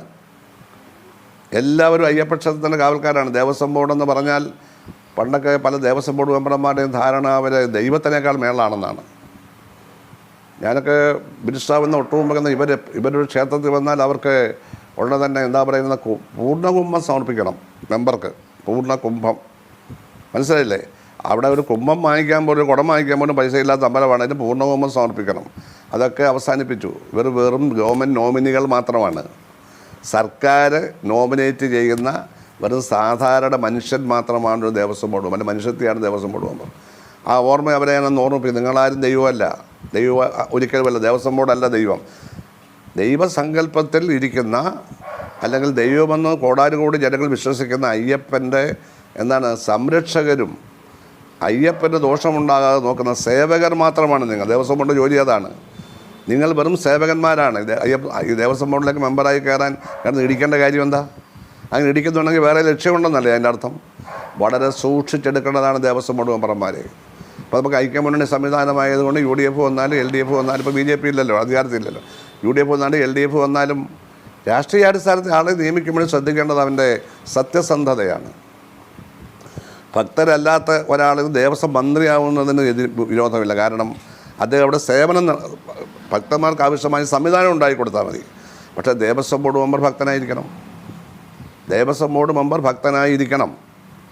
ഇപ്പോൾ തോട്ടത്തിൽ രവീന്ദ്രൻ എന്ന് പറയുന്ന ഒരു സഖാവ്, അദ്ദേഹം അവിടെ കോഴിക്കോട് മേയറായിരുന്നു. ഇപ്പോൾ അദ്ദേഹം അസംബ്ലി MLA ആണെന്നൊരു സംശയമുണ്ട് എനിക്ക്. മേയറായിരുന്നു. അദ്ദേഹമായിരുന്നു ഗുരുവായൂർ ദേവസ്വം മാനേജിംഗ് കമ്മിറ്റിയുടെ ചെയർമാൻ. അദ്ദേഹം ഭക്തനാണ്. ഭക്തനായപ്പോൾ തന്നെ LC മെമ്പറായിരുന്നു അദ്ദേഹം. അദ്ദേഹത്തിന് ഭക്തി ഉണ്ടായിരുന്നു, ആത്മാർത്ഥമായ ഭക്തിയാണ്. അപ്പോൾ അദ്ദേഹത്തെ ആരും കുറ്റം പറഞ്ഞില്ല. അതുകൊണ്ട് ദേവസ്വം ബോർഡ് കയറാൻ വേണ്ടി അതുവരെ അമ്പലത്തിൻ്റെ മുമ്പിൽ പോലും പോയി നിന്നിട്ടില്ലാത്ത ആളുകൾ ഇടിക്കേണ്ട കാര്യമില്ല. എല്ലാ പ്രസ്ഥാനത്തിലും വിശ്വാസികൾ, ഇപ്പോൾ CPM തന്നെ ഞങ്ങളുടെ വോട്ടറിൻ്റെ 99% വിശ്വാസികളുടെ അല്ലേ. പാർട്ടി മെമ്പർമാർ ഞങ്ങൾ കേരളത്തിൽ 5-5 ലക്ഷമല്ലേ ഉള്ളൂ. വോട്ട് കിട്ടുന്ന 50 ലക്ഷം 1 കോടിയോ അല്ലേ. അപ്പം എല്ലാ പാർട്ടിയിലും ഞാൻ പറയുകയാണ്. അപ്പോൾ ഇഷ്ടംപോലെ ആളുണ്ട്. ഏറ്റവും നല്ല വിശ്വാസമുള്ള, അവിടുത്തെ ഒരു പൈസ പോലും എടുക്കരുതെന്നും എടുക്കുന്നവരെ വെറുതെ വിടത്തില്ലെന്നും നല്ല ഉറപ്പുള്ള ആളുകൾ തന്നെ ഓരോ കാലത്തും ദേവസ്വം ബോർഡിൽ വരുന്നതിനെ അതാത് കാലത്തെ ഗവൺമെൻറ്റുകളാണ് ശ്രദ്ധിക്കേണ്ടത്. എല്ലാവർക്കും ഒരു ശ്രദ്ധ വേണം. ഇപ്പോൾ നമ്മളെ ഒരു കയർ കോർപ്പറേഷൻ നടത്തുന്ന പോലെയല്ല ഇവിടെ നമ്മുടെ ശബരിമല ക്ഷേത്രം നടത്തുന്നത്. അല്ലെങ്കിൽ അപ്പുറത്ത് നമ്മുടെ സിവിൽ സപ്ലൈസിൻ്റെ ഒരു കട നടത്തുന്ന പോലെയല്ല ശബരിമല ക്ഷേത്രം. ഇത് രണ്ടും രണ്ടാണ്. അവിടെ പറ്റിയാൽ ഇവിടെ പറ്റണമെന്നില്ല. രണ്ടിടത്തും പറ്റുന്ന ആളുകളും ഉണ്ടാവും. അങ്ങനെയുള്ള ആളുകളെ കണ്ടുപിടിച്ച് ചുമതല ഏൽപ്പിച്ചാൽ, അതായത് പണം കൈകൊണ്ട് തൊടുത്തല്ല, പൊതുപണം. അയ്യപ്പൻ്റെ പണം പൊതുപണമാണ്, പൊതുജനങ്ങളുടെ പണമാണ്. ഖജനാവിലെ പണം ജനങ്ങളുടെ പണമാണ്, പൊതുപണമാണ്.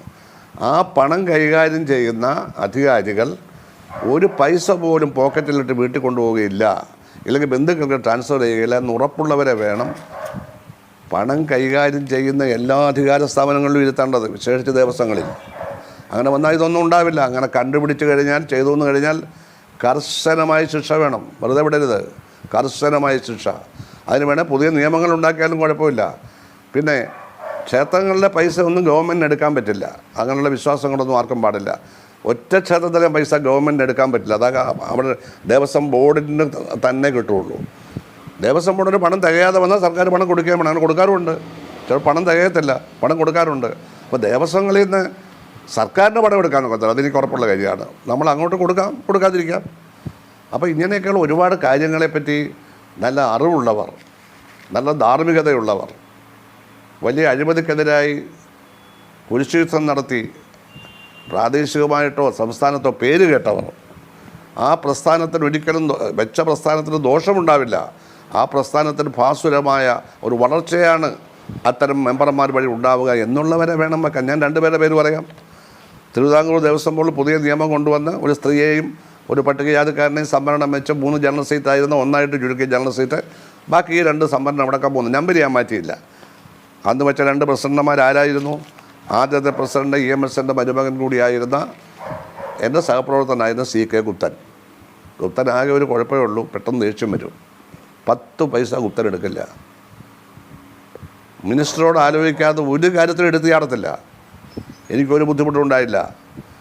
ശബരിമല ദേവസ്വത്തിലോ ദേവസ്വം ബോർഡിലോ ഇടപെടേണ്ട കാര്യമേ എനിക്കുണ്ടായില്ല. ഞാൻ വേറൊരു കാര്യം, അഴിമതി തടയാൻ വേറൊരു കാര്യം കൂടി ചെയ്തു. ഞാൻ വരുമ്പോഴുണ്ടായിരുന്ന ദേവസ്വം ബോർഡ് അഴിമതിയിൽ മുങ്ങിക്കുളിച്ച് ഇതിൽ കൂടുതൽ താപ്പോട്ട് അധപ്പതിക്കാനില്ല. അപ്പം ആ 3 പേരുടെ പേരൊന്നും ഞാൻ പറയുന്നത്. ഒരാൾ കോൺഗ്രസിൻ്റെ പ്രതിനിധി, ഒരാളെ NSS വെച്ചു. അവസാനം NSS പറയുന്ന ആൾ കേൾക്കാതെയായി. ഇയാളെ മാറ്റണമെന്ന് NSS general secretary Narayana Panicker sir തന്നെ എന്നെ വിളിച്ച് പറഞ്ഞു. ഇയാളെ ഇനി വെച്ചോണ്ടിരിക്കുന്നത്, ഇയാളെ വിശ്വസിക്കാൻ കൊള്ളില്ല.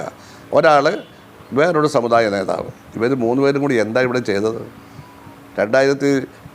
അന്ന് 4 വർഷമാണല്ലോ, 2002-2004 ദേവസ്വം ബോർഡിനെ പറ്റിയുള്ള റിപ്പോർട്ടുകൾ എടുത്ത് നോക്കുക. അപ്പോൾ ഇവരെ മാറ്റണം. ഇവരെ മാറ്റാൻ ഡിസ്മിസ് ചെയ്യാനൊന്നും നോക്കത്തില്ല, എളുപ്പമുള്ള കാര്യമല്ല. അതിന് വലിയ അന്വേഷണമൊക്കെ നടത്തണം. അപ്പോൾ എന്താ വേണ്ടത്? ബോർഡിൻ്റെ കോൺസ്റ്റിറ്റ്യൂഷൻ മാറ്റുക. അങ്ങനെയാണ് പുതിയ ദേവസ്വം അമെൻമെൻറ്റ് ബില്ല് ഞാൻ അവതരിപ്പിക്കുന്നത്. ഒരു പട്ടികജാതി സംവരണം നിലവിലതില്ല. ഒരു സ്ത്രീ സംവരണം 50 വയസ്സായത്, കാരണം ശബരിമലക്കാരുണ്ടേ, അവർ പുരാണ പാരായണ വിദഗ്ധയുമായിരിക്കണമെന്ന് നിർബന്ധിച്ചു. ഒരു ജനറൽ സീറ്റ്, ഇതിലൊരു ജനറൽ സീറ്റിലല്ല 3 ജനറൽ സീറ്റിലാണ് വന്നേക്കുന്നവർ. അത് കാരണം ഈ ബോർഡിന് ഇരിക്കാനൊക്കത്തില്ല. ഈ സംവരണത്തിൻ്റെ ഒരു ഓട്ടോമാറ്റിക്കായിട്ട് അധികാരം കൂടി ഞാൻ ഡിസ്മിസ് ചെയ്യേണ്ടി വന്നില്ല. അവർ നേരെ സുപ്രീം കോടതിയിൽ പോയി ഞങ്ങളുടെ കാലാവധി സംബന്ധിച്ച്. അപ്പോൾ സുപ്രീം കോടതി എന്താ പറഞ്ഞത്? അവിടെ ഒരു ദേവസ്വം മിനിസ്റ്ററുണ്ട്, അദ്ദേഹത്തിന് പോലും പരാതി കൊടുക്കാൻ പറഞ്ഞു. അത് ആ പരാതി, ആ റിട്ട് സ്വീകരിച്ചതേയില്ല. അപ്പോൾ അങ്ങനെ നമ്മൾ പുതിയ ഇത് കൊണ്ടുവന്നു, നിയമം കൊണ്ടുവന്ന് നമ്മൾ ചെയ്തു എന്ന് മാത്രമല്ല, 4 വർഷമൊന്നും വേണം. 4 വർഷം ഇരുന്ന് മോഷ്ടിക്കേണ്ട, 2 വർഷം അതങ്ങ് ചുരുക്കി. 2 വർഷമായിട്ടങ്ങ് ചുരുക്കി. എൻ്റെ കാലത്തെല്ലാം 2 വർഷമായിരുന്നു. അത് കഴിഞ്ഞ് ഉമ്മൻചാണ്ടി സാറ് വന്നപ്പോൾ 2011 അദ്ദേഹം ചെയ്തു, അത് നേരെ കൂടെ 3 വർഷമാക്കി. വല്ല കാര്യമുണ്ടോ? 3 വർഷമാക്കി. അത് കഴിഞ്ഞ് വന്ന കടകംപള്ളി സുരേന്ദ്രൻ ഇരുന്നപ്പോഴും ഈ 3 വർഷമായിരുന്നു. അത് കുറയ്ക്കുക കൂട്ടുക ചെയ്തത് 2 വർഷമേ ഉള്ളൂ. അത് ഇപ്പോൾ അടുത്ത കാലത്തായിട്ടത് പിന്നെ എന്താ കാലാവധി നീട്ടാൻ പോകുന്നത്. കാലാവധി നീട്ടാനൊക്കത്തില്ല. നിയമം കൊണ്ടുവന്ന് അസംബ്ലിയിൽ പാസ്സാക്കി 3 വർഷം 4 വർഷമാക്കുകയോ അല്ല പഴയതുപോലെ 2 വർഷം ആക്കുക, അല്ല ഗവൺമെൻറ് ഉത്തരവ് കൊണ്ടത് നീട്ടാനൊക്കത്തില്ല. അങ്ങനെയൊന്നും നീട്ടാനൊക്കൊന്നും അല്ല. ഇത് സ്റ്റാറ്റ്യൂട്ടറി വളരെ ഹൈലി സ്റ്റാറ്റ്യൂട്ടറിയാണ്. എന്തായാലും ഗവൺമെൻറ് ഇപ്പോൾ ആരെയും ഇതിനെ കാലാവധി നീട്ടുന്നില്ല എന്ന് പറഞ്ഞു. അവർ പുതിയ മെമ്പർമാരെയും ബോർഡ് പ്രസിഡൻ്റൊക്കെ എടുക്കാൻ പോവുകയാണെന്ന് അറിഞ്ഞ് നല്ല കാര്യം, വളരെ ഇതല്ലേ. അസംബ്ലിയിലെയും ക്യാബിനറ്റിലെയും ഹിന്ദു സമൂഹത്തിൽപ്പെട്ട MLA-മാരാണ് 2 പേരെ നിയമിക്കേണ്ടത്. ഒരാളെ അസംബ്ലിയിൽ നിന്നും അല്ല 2 പേരെ അസംബ്ലിയിൽ നിന്ന് SC ST ഒരാളെയും മറ്റൊരാളെ അസംബ്ലിയിൽ നിന്ന് ഒരാളെ നിയമിക്കേണ്ടത് ക്യാബിനറ്റിൽ നിന്നാണ്. ആ 3 പേരാണ് എലക്ട് ചെയ്യപ്പെടാൻ പോകുന്നത്. ജനപ്രതിനിധികളെ എലക്ട് ചെയ്യപ്പെടാണ്. പക്ഷേ ഭരിക്കുന്ന പാർട്ടിയുടെ താല്പര്യ അനുസരണമുള്ള ആളുകൾ വരും. നല്ല ആളെ വെച്ചാൽ യാതൊരു കുഴപ്പമുണ്ടാവില്ല. ഇതുപോലെ ഒരുപാട് കാര്യങ്ങൾ നിയമനിർമ്മാണം അടക്കം നടത്തിയാണ് ശബരിമല അഴിമതി തടഞ്ഞത്. ഒരുപാട് ആളുകളുടെ സഹായത്തോടു കൂടിയാണ്. മാതാ അമൃതാനന്ദമയിയുടെ സഹായം ചെറിയ കാര്യമാണോ? എല്ലാ സൗകര്യങ്ങളുമുള്ള വലിയൊരു ലക്ഷറി ബസ് കൊണ്ടിട്ടിട്ട് അവരുടെ അമൃത ഹോസ്പിറ്റലിലെ അവിടുത്തെ ഹൃദയ ശസ്ത്രക്രിയ വിദഗ്ധന്മാരെല്ലാം ഇവിടെ വന്ന് താമസിക്കുകയാണ് 70 ദിവസം. ഇപ്പോൾ അതുണ്ടോയെന്നൊന്നും എനിക്കറിയില്ല. പിന്നെ അവർ വന്നിട്ടുണ്ടെന്ന് അന്ന് അങ്ങനെ ഒരു അതായത് ദേവസ്വങ്ങളിലെല്ലാം വലിയ ഉത്സാഹമായിരുന്നു. കാരണം അവിടുത്തെ പണമൊന്നും പോകുന്നില്ല. അവിടുത്തെ പൂജാരിമാർക്കും ഒക്കെ സന്തോഷം. ഞാൻ അവരെ വിമർശിച്ചിട്ടൊക്കെ ഉണ്ട്, ഇല്ലെന്ന് ഞാൻ പറയുകയല്ല. അത് കുഴപ്പം കാണിച്ചുകൊണ്ട് മാത്രം വിമർശിച്ചതാണ്. പിന്നെ അതിൽ വേറെ യാതൊരു കാലുഷ്യം ഉണ്ടായിട്ടില്ല. അതിൽ അന്നത്തെ തന്ത്രി നമ്മുടെ ശബരിമലയിലെ അദ്ദേഹമല്ലേ, അത് മരിച്ചുപോയി. ഇതിപ്പോൾ ഇല്ല. അദ്ദേഹം എത്രയോ തവണ എൻ്റെ വീട്ടിൽ വന്നിരിക്കുന്നു, അദ്ദേഹത്തിൻ്റെ കൊച്ചുമോനുമായിട്ട്. ആ കൊച്ചുമോൻ എൻ്റെ സുഹൃത്താണ്, ഉണ്ടല്ലോ നമ്മുടെ രാഘവനീശ്വർ, എൻ്റെ വീട്ടിൽ വന്നിരിക്കുന്നു. അങ്ങനെ അത്ര കാര്യമായിരുന്നു നമ്മളോട് അവർക്ക് മിനിസ്റ്ററായിരുന്നപ്പോൾ തന്നെ. അദ്ദേഹം മരിച്ചുപോയി. അദ്ദേഹത്തിൻ്റെ മകനാണ് ഇപ്പോൾ അവിടുത്തെ തന്ത്രി എന്നാണ് ഞാൻ മനസ്സിലാക്കുന്നത്. അദ്ദേഹത്തോടെ എനിക്ക് പരിചയമുണ്ട്. അപ്പോൾ ഈ തരത്തിൽ നമ്മൾ എനിക്ക് അന്ന് സഹകരണ വകുപ്പ് നോക്കണം, കയർ വകുപ്പ് നോക്കണം. ഇതെല്ലാം നോക്കണമെന്നുണ്ടെങ്കിൽ അതെല്ലാം നോക്കിയതുപോലെ തന്നെയോ അതിനേക്കാൾ ഉപരിയായിട്ടോ ഇത് നോക്കി. ഒരു വകുപ്പ് നോക്കുന്നതുകൊണ്ട് വേറൊരു വകുപ്പ് നോക്കാതിരിക്കാനൊന്നും പറ്റില്ല. എല്ലാ വകുപ്പും നോക്കിയേ പറ്റൂ. അതിന് നമ്മൾ രാത്രിയെന്നോ പകലെന്നോ ഇല്ലാതെ ജനങ്ങൾ തിരഞ്ഞെടുക്കുന്ന പ്രതിനിധികളുടെ രാഷ്ട്രീയ പ്രസ്ഥാനം, അതാത് കാലത്തെ പ്രസ്ഥാനം. എനിക്കാവുമ്പോൾ എൻ്റെ പാർട്ടി, ആ പാർട്ടിയുടെ താല്പര്യവും ഗവൺമെൻറ്റിൻ്റെ താല്പര്യവും അതിനൊക്കെ ഉപരിയായി ജനങ്ങളുടെ താല്പര്യം, ഭക്തജനങ്ങളുടെ താല്പര്യം, അതാണ് ഏറ്റവും മൗലികമായിട്ടുള്ളത്. ഞാൻ ചോദിക്കാനിരുന്ന 2 ചോദ്യങ്ങളാണ് അങ്ങ് സ്പർശിച്ചു പോയത്. ഒന്ന്, ഈ ദേവസ്വം ഭരണമെന്ന് പോലും പറയാൻ പാടില്ല, അങ്ങ് പറഞ്ഞതാണ് അതിൽ ഉചിതമായ വാക്ക്. ഈ സേവനമനുഷ്ഠിക്കാൻ, ഭഗവാന്റെ ദാസനായി പ്രവർത്തിക്കാൻ, ക്ഷേത്രങ്ങളുടെ പരിപാലകരായി പ്രവർത്തിക്കാൻ നിയോഗിക്കപ്പെടേണ്ടത് ഉത്തമ വിശ്വാസികളും ഭക്തരും അല്ലേ?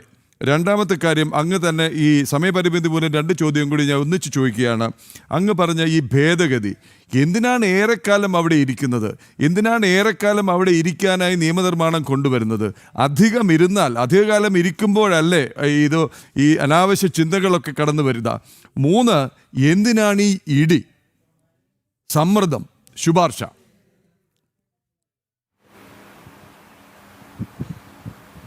അതെ, ശരിയാണ്. ഈ 2 വർഷ കാലാവധിയാണ് ഗുരുവായൂർ ദേവസ്വത്തിനുണ്ടായിരുന്നത്. ഞാനാക്കിയതല്ല, K കരുണാകരനാണ് അങ്ങനെ കൊണ്ടുവന്നത്. ഗുരുവായൂർ ദേവസ്വം കമ്മിറ്റിക്ക് 2 വർഷമേ ഉള്ളൂ. തിരുവിതാംകൂറിനും കൊച്ചിക്കും കൊച്ചിക്കും 4 വർഷം, അതും 2ആക്കി. മലബാർ ദേവസ്വം ബോർഡ് ആരും രൂപീകരിക്കത്തില്ല, ബില്ല് അവതരിപ്പിക്കും, പാസ്സാക്കത്തില്ല. ഞാൻ അന്വേഷിച്ചപ്പോൾ കിട്ടിയ വിവരം എന്താ? മലബാർ ദേവസ്വം ബോർഡ് രൂപീകരിക്കുന്ന മന്ത്രി മരിച്ചു പോകുന്ന അന്ധവിശ്വാസമാണ്. ബില്ല് അവതരിപ്പിക്കും, 4 മന്ത്രിമാർ അവതരിപ്പിച്ചു, പാസ്സാക്കിയില്ല. ഞാനത് അന്വേഷിച്ചപ്പോൾ അതിൽ ഞാൻ വിശ്വസിച്ചില്ല. എന്തായാലും ഞാൻ ഞാൻ വരാക്കണം. അപ്പോൾ പറഞ്ഞെന്താ, ജഗന്നാഥ ക്ഷേത്രം പോലെയുള്ള വലിയ വലിയ ക്ഷേത്രങ്ങളില്ലേ തലശ്ശേരിയിലെ, ഇതെല്ലാം ദേവസ്വം ബോർഡിൻ്റെ കീഴിൽ വരും. ഈ കമ്മുന്നവർക്കത് പറ്റാതെ വരും. അവർ വർഷങ്ങളായി പറഞ്ഞു പരത്തി സർക്കാരിനെ പിന്തിരിപ്പിച്ചതാണ്. എന്തായാലും ഞാനതങ്ങ് പാസ്സാക്കുന്ന ആ ബില്ലിന് സമാപനം കുറിച്ചുകൊണ്ട് നടന്ന പ്രസംഗത്തിൽ ഞാൻ പറഞ്ഞു, ഇത് നിർമ്മിക്കുന്ന, ഇത് പാസ്സാക്കാൻ നേതൃത്വം കൊടുക്കുന്ന മന്ത്രി മരിച്ചു പോകുന്നതാണ്. ഇവിടെ മരിച്ചു വീണാലും എനിക്കൊന്നുമില്ല. ആരും വിചാരിച്ചിട്ട് 50 വർഷമായി ഹൈക്കോടതി പറഞ്ഞിട്ട് പോലും നടക്കാതിരുന്നൊരു കാര്യം നടത്തി. അവിടെ സ്ത്രീകളെയും പട്ടികജാതിയെയും പട്ടികവർഗത്തെ എല്ലാം അതിനകത്ത് വെക്കാൻ നമുക്ക് കഴിഞ്ഞു, നമുക്ക് അഭിമാനിക്കാമെന്ന് പറഞ്ഞ് മലബാർ ദേവസ്വം നിയമം പാസ്സാക്കിയ ദേവസ്വം ബോർഡ് നിലവിൽ വന്നു. ഗുരുവായൂർ ദേവസ്വം അവിടുത്തെ ഏറ്റവും മികച്ച ഭരണാധികാരിയായിരുന്നു നേരത്തെ തോട്ടത്തിൽ രവീന്ദ്രൻ. തിരുവിതാംകൂർ ദേവസ്വം ബോർഡിൽ എൻ്റെ ആദ്യത്തെ 2 വർഷം കഴിഞ്ഞ് പിന്നത്തെ 2 വർഷത്തെ ടീമിൽ ഞാൻ നിയമിച്ചത് ഏറ്റവും പ്രഗത്ഭനായിട്ടുള്ള ട്രിവാൻഡ്രത്ത്, അദ്ദേഹം വിശ്വാസി കൂടിയാണ്, അദ്ദേഹം ഇടതുപക്ഷക്കാരനാണ്, വിശ്വാസി കൂടിയായിട്ടുള്ള അഡ്വക്കേറ്റ് രാജഗോപാലൻ നായരാണ് ഇത്ര പെർഫെക്റ്റായ ഒരു ചെയർമാൻ. അദ്ദേഹത്തിന് എല്ലാവരെയും നിയമവും അറിയാം. അദ്ദേഹത്തിന് എല്ലാ തരത്തിലുള്ള കീഴ്വഴക്കങ്ങളും അറിയാം.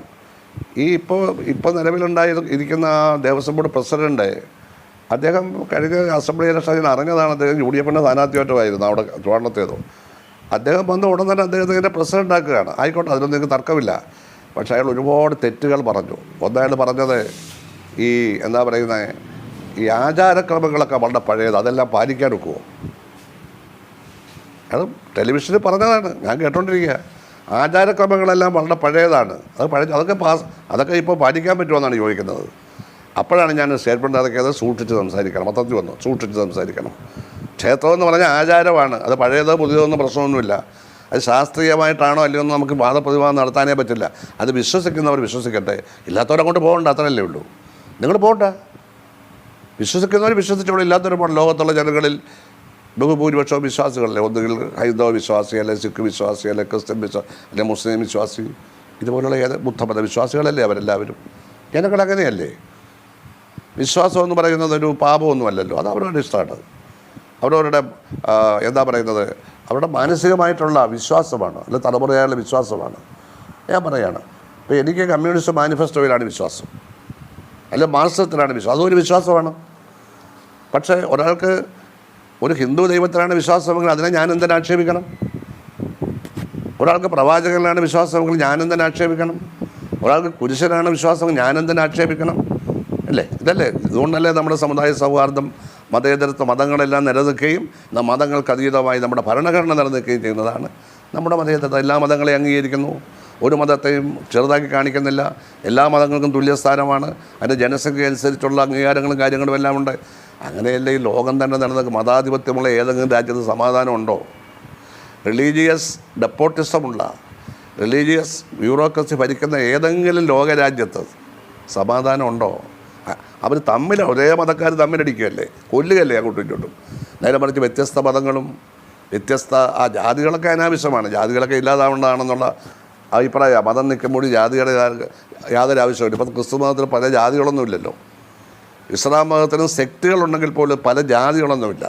അതിനകത്ത് ഒരാളെയൊക്കെ താഴെയാണ്. പക്ഷേ ഹിന്ദു മതത്തിൽ അങ്ങനെ ആയിരുന്നില്ലല്ലോ. പട്ടികജാതിക്കാരൻ മുകളിലുള്ളവർക്ക് താഴെയായിരുന്നു, പിന്നോക്കക്കാരൻ താഴെയായിരുന്നു. അതൊക്കെ മാറിയിപ്പോൾ ഭരണഘടനാപരമായി അങ്ങനെ താഴെയാണെന്ന് പറയാനാവില്ല. ഹിന്ദു മതം എന്ന മതം അതൊരു മഹത്തായ സംസ്കാരം. ഞങ്ങളുടെ മതമില്ലായിരുന്നു.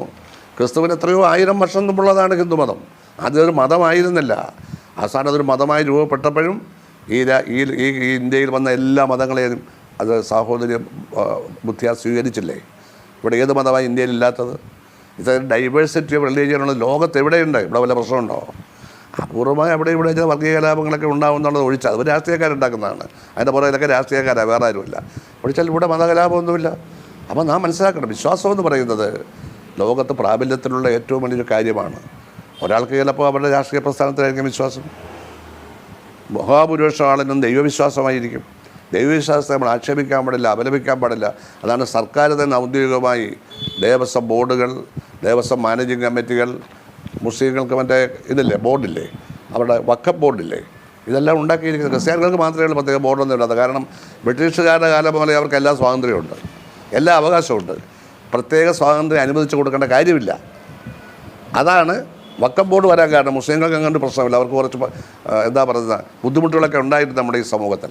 അതുകൊണ്ടാണ് അവരുടെ റിലീജിയസ് സ്ഥാപനങ്ങളെയും സ്വത്തുക്കളെയും സംരക്ഷിക്കാൻ വഖഫ് ബോർഡ് ഉണ്ടാക്കിയത് ഭൂരിപക്ഷം വരുന്ന മറ്റു വിഭാഗങ്ങൾ ചേർന്ന് അവരെ ഉപദ്രവിക്കാതിരിക്കാൻ മാത്രമാണ്. അതുകൊണ്ട് യാതൊരു കുഴപ്പമുണ്ടായിട്ടില്ല. അപ്പം നമ്മുടെ രാജ്യം ഒരു മാതൃകയല്ലേ ഇന്ത്യ രാജ്യം. ബഹുഭൂരിപക്ഷം ഇവിടുത്തെ ഹിന്ദുക്കൾ, ന്യൂനപക്ഷങ്ങളെ, ക്രിസ്ത്യാനികൾ 2 കോടിയേ ഉള്ളൂ ഇന്ത്യയിൽ. 25 കോടിയാണ് മുസ്ലിം. 27 കോടി കഴിഞ്ഞാൽ 36 കോടി, 25 കോടി കഴിഞ്ഞാൽ ബാക്കി എത്ര ഹിന്ദുക്കൾ? 106 കിലോ അടുത്തല്ലേ വരുന്നത്. ഒരു പ്രശ്നമില്ല, എല്ലാവരും ഏകോദര സഹോദരങ്ങളെ പോലെ കഴിയുന്നു.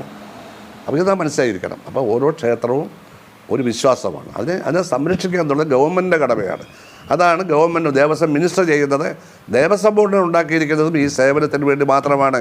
അതിനപ്പുറം അവർക്ക് പ്രത്യേക റോളൊന്നുമില്ല, പ്രത്യേക സ്ഥാനമൊന്നുമില്ല. അതിൽ കയറാൻ വേണ്ടി ഇടിപിടി കൂടേണ്ടതില്ല. അങ്ങനെ അടിപിടി കൂടുന്നുണ്ടെങ്കിൽ എന്തോ കാര്യം സാധിക്കാനാണ്. കാര്യം വേറൊന്നുമല്ല, സ്വർണവും പണവുമാണ് ലക്ഷ്യം, വേറൊന്നുമല്ല. സാഗരൻ, വളരെയധികം നന്ദി. അങ്ങയുടെ വാക്കുകൾ ഭരണകർത്താക്കൾ, ദേവസ്വം ബോർഡ് അംഗങ്ങൾ, ദേവസ്വം ബോർഡ് തലപ്പത്ത് വന്നവർ, ഇനി വരാൻ ആഗ്രഹിക്കുന്നവർ ക്ഷേത്രങ്ങളിലേക്ക് ഭരണം എന്ന് പറഞ്ഞ് കടന്നു വരുന്നവർ അങ്ങയുടെ ഈ വാക്കുകൾ മാത്രം കേട്ടിട്ട് കയറിയെങ്കിൽ നാളെ ഭഗവാന്റെ സ്വത്ത് നഷ്ടപ്പെടുന്ന അവസ്ഥയുണ്ടാവില്ല, ഭഗവാന്റെ പൊന്ന് നഷ്ടപ്പെടുന്ന അവസ്ഥയുണ്ടാവില്ല, ക്ഷേത്രങ്ങളിലെത്തുന്ന സ്വത്തിന് കണക്കില്ലാതാവുന്ന അവസ്ഥയുണ്ടാവില്ല. സേവനത്തിനായി മാത്രം കടന്നു വരിക ക്ഷേത്രങ്ങളിലേക്ക്, ഉത്തമ വിശ്വാസികൾ മാത്രം മുന്നോട്ട് വരിക. വളരെയധികം നന്ദി ഇന്ന് ഈ ലൈവ് തോണിൽ ജനം ടി വിയോടൊപ്പം സഹകരിച്ചതിന്, ജനം ടി വി പ്രേക്ഷകരോട് തത്സമയം സംസാരിച്ചതിന് നമസ്തേ. ശ്രീ ജി സുധാകരൻ, മുൻ ദേവസ്വം ബോർഡ് മന്ത്രിയാണ്, കാര്യങ്ങൾ വെട്ടിത്തുറന്ന് പറഞ്ഞത്. ഏറ്റവും ഒടുവിൽ അദ്ദേഹം പറഞ്ഞത് ദേവസ്വം ബോർഡ് പ്രസിഡന്റിന്റെ ചില പരാമർശങ്ങളെക്കുറിച്ചായിരുന്നു. അദ്ദേഹം ചൂണ്ടിക്കാട്ടി കഴിഞ്ഞ തെരഞ്ഞെടുപ്പിൽ UDFന്റെ സ്ഥാനാർത്ഥിയായിരുന്ന ഒരാൾ ഇടതുപക്ഷത്തേക്ക് കടന്നു വന്ന ഉടനെ അദ്ദേഹത്തെ പിടിച്ച് പ്രസിഡന്റാക്കി. അദ്ദേഹമാണ് പറഞ്ഞത് ആചാരവും അനുഷ്ഠാനവും ഒക്കെ പഴഞ്ചനാണ്, അത് മാറ്റണമെന്ന്. അതിനുള്ള ചുട്ട മറുപടി കൂടിയാണ് ഒരിക്കൽ കൂടി ശ്രീ ജി സുധാകരൻ ചൂണ്ടിക്കാട്ടിയത്. ഒപ്പം പൂർണ്ണ കുംഭമൊക്കെ നൽകി സ്വീകരിച്ച് ആനയിക്കപ്പെടേണ്ട രാജപ്രമുഖരല്ല ദേവസ്വം ബോർഡ് അംഗങ്ങൾ. ദേവസ്വം ദൈവത്തിൻ്റെതാണ്, ഭഗവാന്റെ സ്വത്താണ്. അത് സംരക്ഷിക്കാൻ, ഭക്തരെ സേവിക്കാൻ സേവകരാണ് എന്ന് അക്ഷരസ്ഫുടതയോടെ പറയുകയായിരുന്നു ശ്രീ ജി സുധാകരൻ.